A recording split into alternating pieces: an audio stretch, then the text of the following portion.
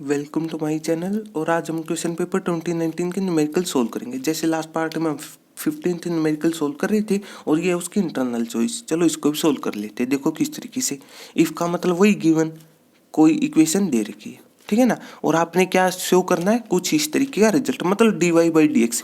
ये वर्ड नजर आप बात खत्म, मतलब एक बार डिफ्रेंसिएशन करना है। सही है। अब वो देख लो कि मतलब सिंपल तरीके से काम चल रहा है या फिर नहीं।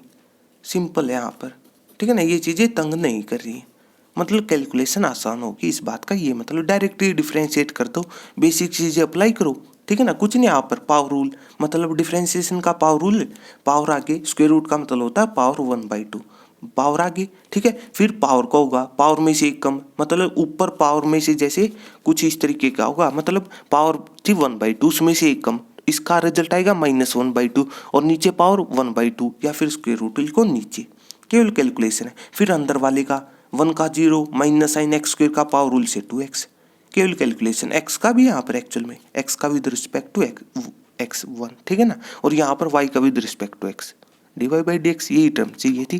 केवल कैलकुलेशन है इस न्यूमेरिकल में और कुछ भी नहीं। सही है। तो इस तरीके से, और एक्चुअल में जो ये वर्ड है, ठीक है ना, अगर +2 क्लास के हिसाब से बात करना चाह रहे हो तो कोई मतलब है नहीं इनका इस टाइप के न्यूमेरिकल्स में, ठीक है ना। या फिर अगर चलो सोचना चाहते हो तो लो सोच लिया, मोड फंक्शन है, ये आपको पता होना चाहिए कि मोड फंक्शन का रिजल्ट कभी नेगेटिव नहीं आता। ये बातें डिस्कस हो चुकी है, रिपीट भी हो चुकी है। सही है, मतलब मोड का रिजल्ट नेगेटिव नहीं आएगा।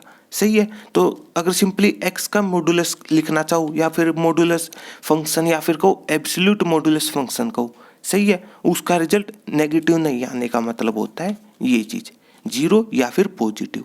सही है। अब इसके बाद दूसरी कंडीशन क्या अप्लाई कर दी कि 1 के बराबर भी नहीं होगा।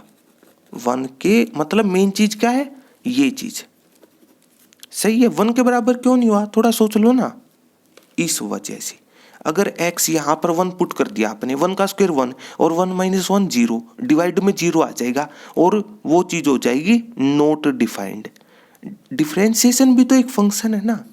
देखो ये थोड़े डीपली पता होना चाहिए आपको, मतलब कुछ शुरू में रिजल्ट था, डिफरेंशिएशन है क्या, कटौती, ठीक है ना, मतलब पहले कुछ चीज थी उसमें से कुछ कम हो चुकी है, ठीक है ना, मतलब वो चीज डिफाइंड भी तो होनी चाहिए ना, ये मेन बात है। मतलब देखो यहाँ पर मतलब डिवाइड में 0 आने का मतलब हमने ये नहीं कहा कि मतलब इन्फिनिटी, ये चीज़ एक्चुअल में होती भी नहीं है, पता होना चाहिए आपको।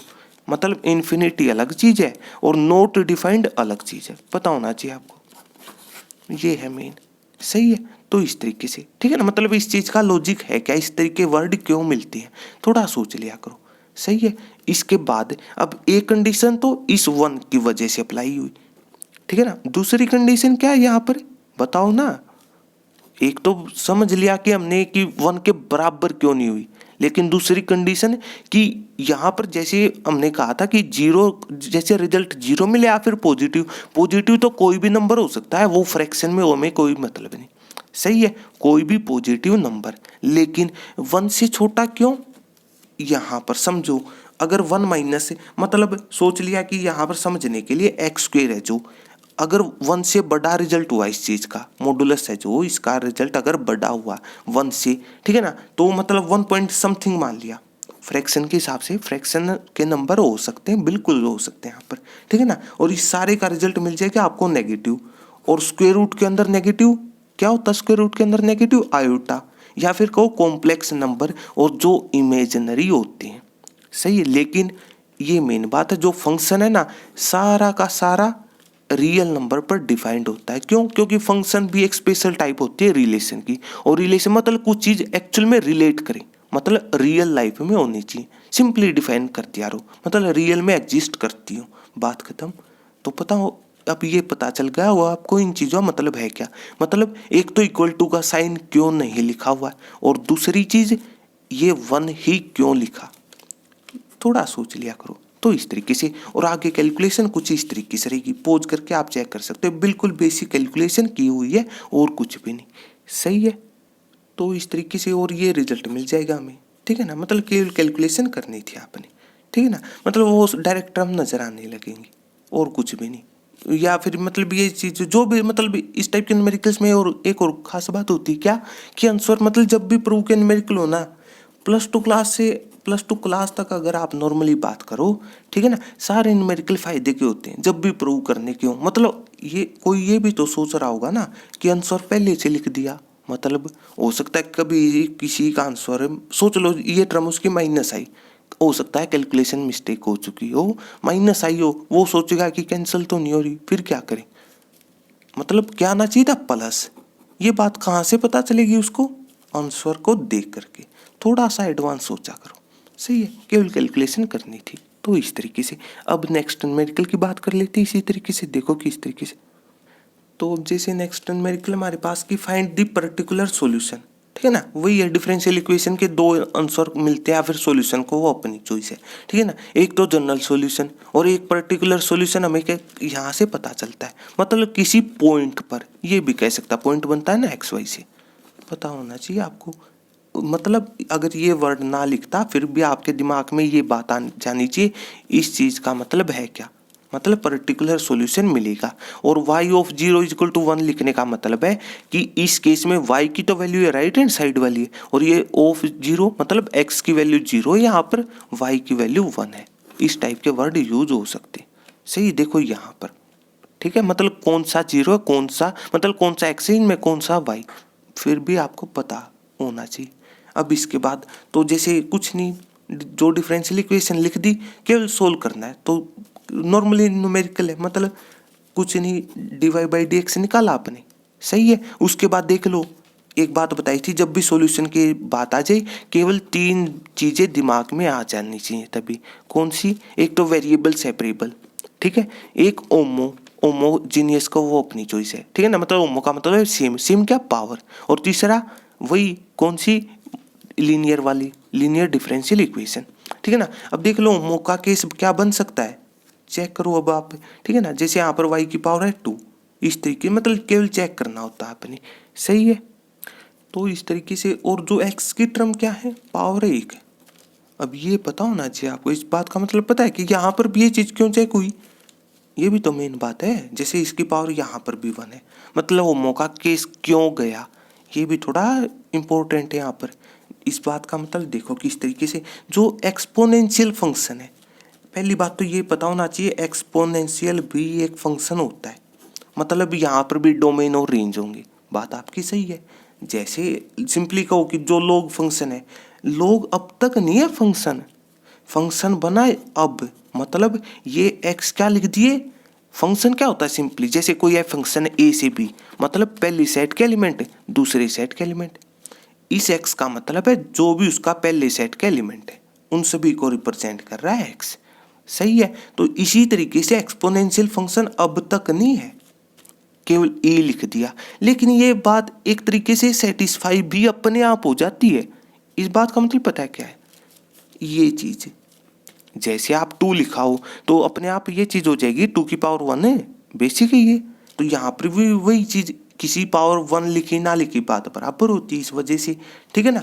इस बात का मतलब यहाँ पर जो x है या फिर कहो पहले सेट का एलिमेंट उसकी वैल्यू 1 है, इसलिए ये बात अपने आप सेटिस्फाई हो जाती है। एक्चुअल में तो यहाँ पर भी वो चीज़ तंग करती, अगर इस टाइप से फंक्शन लिखते तब होती ये चीज़, यहाँ पर वो चीज़ अपने आप ट्रू हो रही है, देखो उसमें हम कुछ भी नहीं कर सकते, फिर भी पता होना चाहिए, तो इसलिए पावर चेक करनी पड़ेगी, तो इसलिए पावर चेक की, ओमो का केस इसलिए खत्म।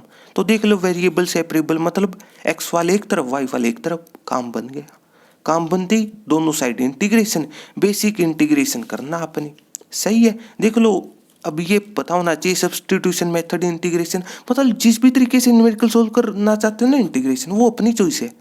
यहाँ पर ये कोई जरूरी नहीं कि केवल यही तरीका अप्लाई करना, जो भी चीज़ें दिमाग में आई, कोई हो सकता है पार्शियल फ्रैक्शन अप्लाई करना चाहता है, कोई किसी को पुट करना चाहता है, जो भी चीज़ें दिमाग में आई पुट की, बात खत्म, सही है। तो अभी देख लो नॉर्मली हम क्या करते हैं, ये बात बताई थी इंटीग्रेशन में नीचे वाले को पुट किया जाता है, ताकि वो अधूरी बात थी कि मतलब नीचे वाले को पुट किया जाए, और पूरी बात क्या है कि नीचे वाले को पुट किया जाए ताकि ऊपर वाली चीज ट्राई करो dt में कन्वर्ट हो जाए। अगर t लेके चल रहे हो तो dt, और z लेके चल रहे हो तो dz का काम कर देंगे, सही है।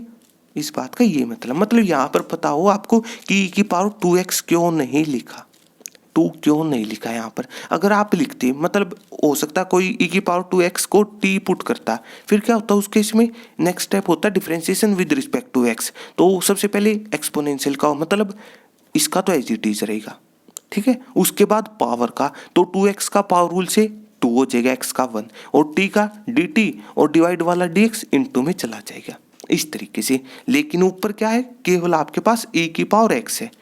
2x का हो सकता कोई इसको इस तरीके से नजर आ रही हो। मतलब फिर कहा था कि पुट करने के बाद आंसर में मतलब जब टर्म टी में नजर आए तो दोबारा से पहले वाला फंक्शन नजर ना आ जाए। छोटी छोटी चीजें मतलब फिर वहां से e की पावर x निकालोगे, स्क्वायर रूट ऑफ t होगा, वो अपनी चॉइस है, जो भी तरीका दिमाग में आ रहा हो।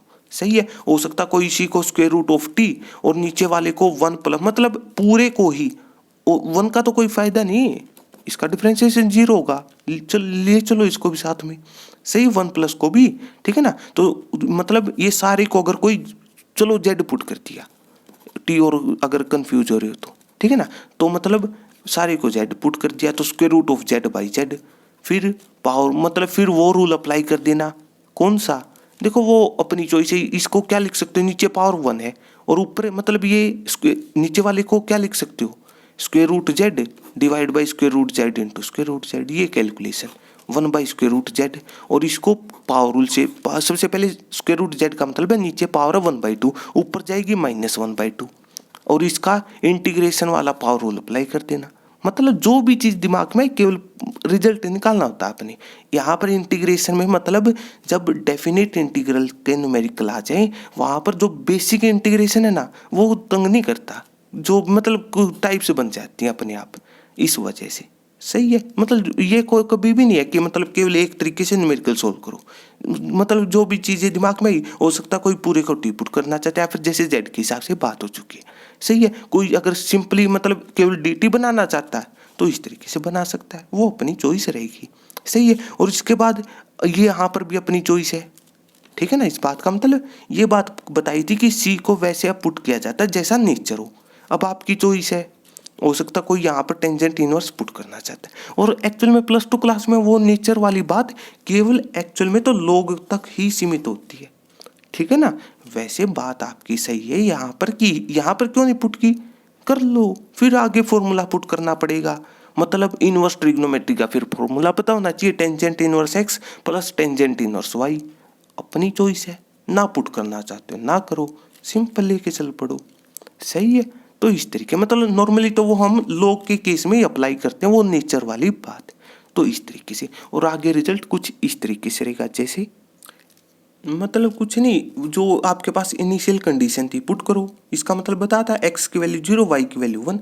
कहाँ पर जो सॉल्यूशन निकालना है मतलब जो पहले वाला सॉल्यूशन था वो था जनरल सॉल्यूशन। अगर कोई लिखना चाहता है तो बेस्ट है इंप्रेशन के लिए, ठीक है ना। तो इस तरीके से तो बस कुछ नहीं, इस सारी चीज़ का लॉजिक क्या है, सी खत्म करना, सी को एलिमिनेट कर दो, इस सारी चीज़ का ये लॉजिक रहता है। पता हो आपको कि हर वर्ड का मतलब रहेगा क्या, हर कंडीशन का मतलब है क्या, थोड़ा एडवांस सोचा करो। सही है। सी की वैल्यू निकाल लो जो भी रिजल्ट आ रहा हो। सही है। किसी भी स्टेप में कोई भी डाउट हो कमेंट कर सकते हो। सही है। वो उसको मतलब वो सिंप्लीफाई कर देंगे, वो ज़्यादा प्रॉब्लम नहीं है, ठीक है ना। मतलब ये किसी भी स्टेप में कोई भी प्रॉब्लम हो वो चेक कर सकते हो आप, किसी भी प्लेलिस्ट में सेम टाइप का न्यूमेरिकल चेक कर लेना। सही है। या फिर वो कमेंट के सारे भी है वो हम शेयर कर लेंगे वो सारी चीज़ें।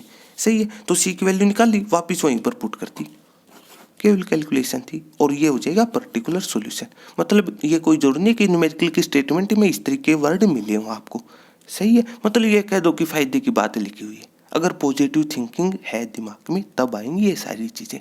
सही है। तो इस तरीके से इसी तरीके नेक्स्ट न्यूमेरिकल सोल्व कर लेंगे, ठीक है ना। मतलब जहाँ पर भी पॉसिबल चॉइसेस होंगे ना वो सारी ट्राई करेंगे, आपके साथ शेयर हो जाए ताकि आपके पास ऑप्शन बन जाए या फिर को अल्टरनेट मेथड, मतलब जो भी चीज़ दिमाग में आई मतलब उसी से सोल्व किया, बात खत्म। तो इस तरीके से। सही है। तो अगर आपको मेरी वीडियो अच्छी लगी हो तो इसको लाइक कीजिए और मेरे चैनल को सब्सक्राइब कीजिए। तब तक के लिए थैंक यू।